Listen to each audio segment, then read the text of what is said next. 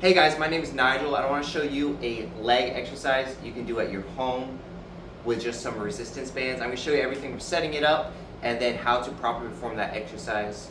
And stick with me because I know that working out at home, especially your legs, is definitely tough to get that stimulus. But if you do this exercise, I know for sure you're going to see muscle growth and you're also going to see increases in strength. Let me show you how it's done. You guys the setup here, super simple. If you guys have a pair of resistance band, all you need is that resistance band and anchor, and you do need a platform. You could use a chair, I've done that before, but let me show you what you're gonna do with your first resistance band. You're gonna grab it here. This is gonna be what's gonna go around your waist, and you're just gonna anchor it inside a door. Make sure it's locked on the other end, and you're just going to loop it there.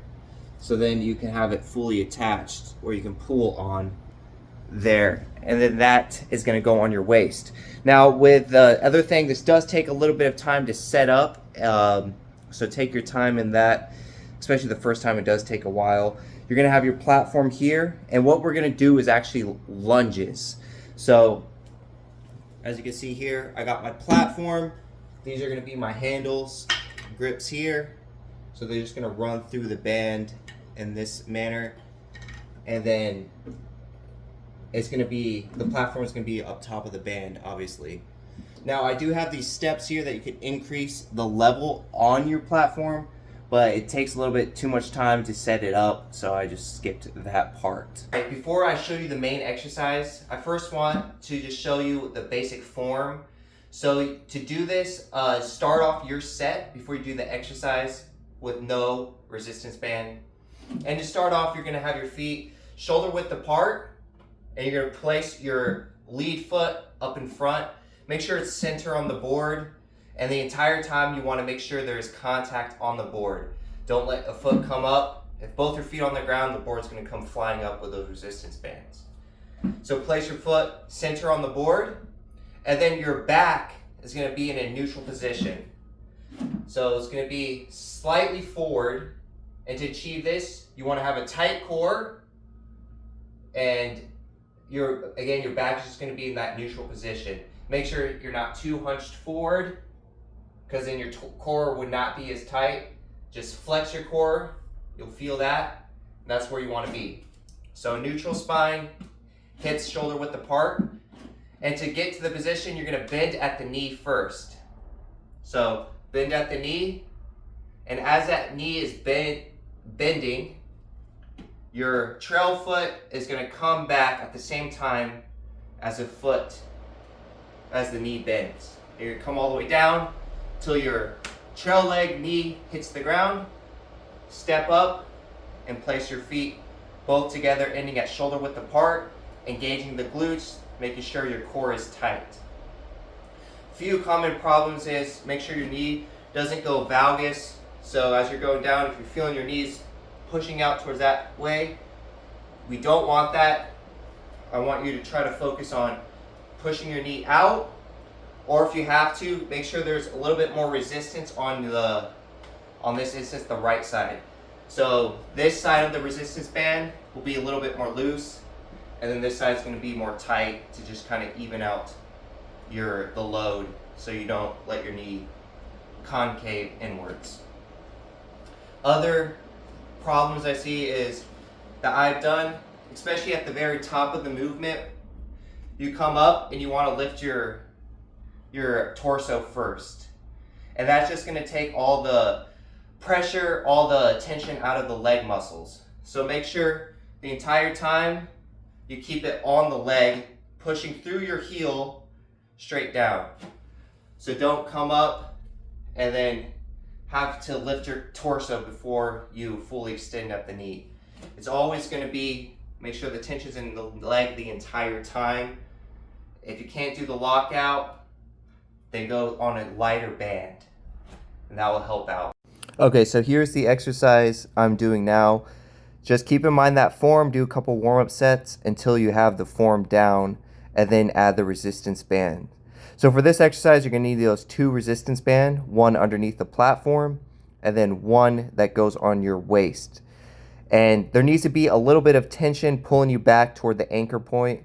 So I'm still just kind of doing a couple warm-up reps just to make sure there's enough tension pulling me back towards that anchor point. And I'll explain why I like that band behind me in just a minute. But once you have everything set up, your starting position is going to be with the bands to your side, and you're going to start with both your feet on the platform. And then you can continue with just a normal lunge position.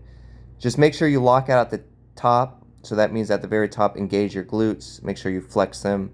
And make sure your shoulders are tight or your back is tight and your core is tight throughout the movement as well.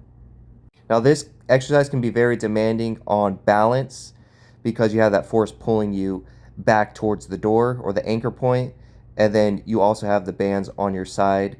So the best thing to do if you can't progress to this one, just do regular lunges, and if you have to have more stability, grab a wall on your side so you can keep your stability. But big thing to emphasize is really make sure your trail foot isn't too narrow, that you're not just going on a straight line back, but you make sure it's about hip width apart on that trail leg. And continue to drive all the force through the heel of your foot as well. Here you can see a side view of the exercise.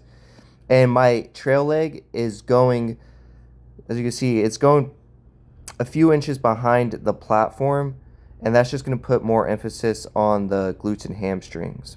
And that's another reason why I like this band pulling me back, because it does help on extension, and it gives you kind of a cue to fully lock out at the top. That means flex your glutes at the top, and then it also works on the stability of everything too, just increasing core activation. And because there is a force pushing you back, your hamstrings has to work a little bit extra to keep everything stabilized. Now, with that being said, I'd say the best way to progressive is to use a higher resistance band. As you can see here, that's what I'm doing, switching out to something a little bit higher for a stimulus. You can, of course, increase the resistance behind you, but it does take a little bit more time because it will knock off your balance a little bit more. But you can definitely do it that way. Other way you can progress it as well is by increasing the step length. So you can put a couple of blocks underneath the step to make it a little bit deeper of a stretch. But for my case, the best way that I am progressing is honestly just going to be just doing a couple extra sets, as I'm mainly sticking between 8 to 10 reps, and I'm doing more of a grease to groove type of program for a whole hour. So it's about, I'm going to say about 6 to 10 sets total. On this particular one, I just did 6 though. And in that type of program, I do longer rest periods. So they're 5 minutes in between sets. And then when I switch legs, just so I can have max effort on my other leg and it doesn't turn aerobic, as you can see previously, I did take about a 20 to 30 second rest in between legs, so I can give max effort on each leg.